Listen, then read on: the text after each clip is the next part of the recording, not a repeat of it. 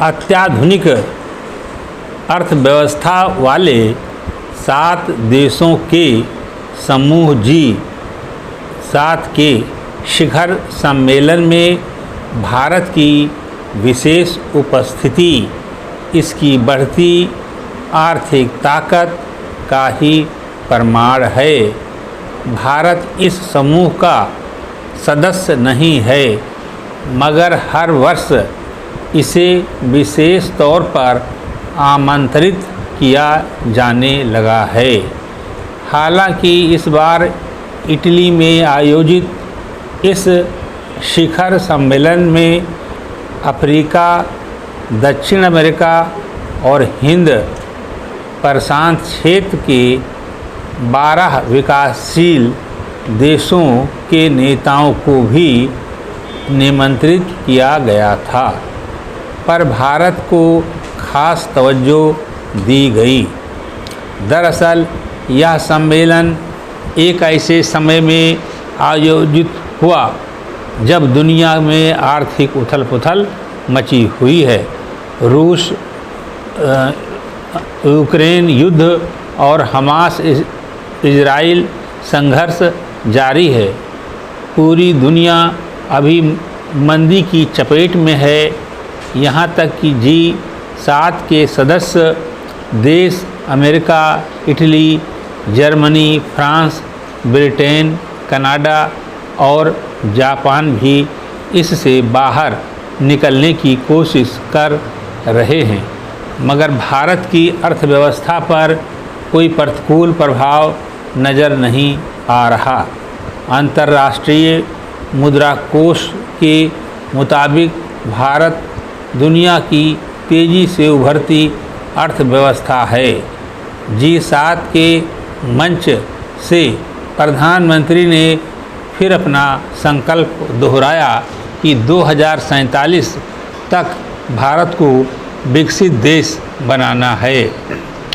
उधर वैश्विक सकल घरेलू उत्पाद के स्तर पर G7 देशों की भागीदारी लगातार घट रही है। वह विश्व GDP में 60% की भागीदारी से 40% पर पहुंच गए हैं। भारत लगातार विकसित देशों के समानांतर एक ताकतवर समूह बनाने की कोशिश कर रहा है। उसी रणनीति के तहत G20 सम्मेलन के दौरान अफ्रीकी संघ को भी समूह में शामिल किया गया। इस तरह भारत वैश्विक दक्षिण के देशों को एक मंच पर लाकर एक नया आर्थिक मंच बनाना चाहता है।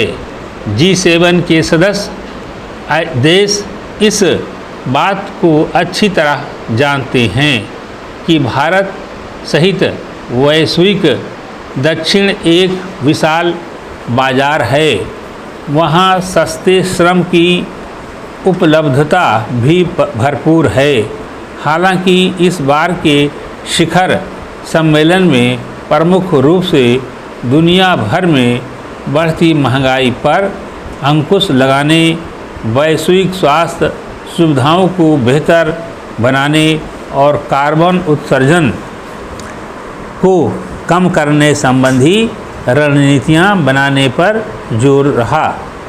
पर रूस और चीन की वजह से बढ़ते तनाव को रोकने के उपायों पर भी चर्चा हुई।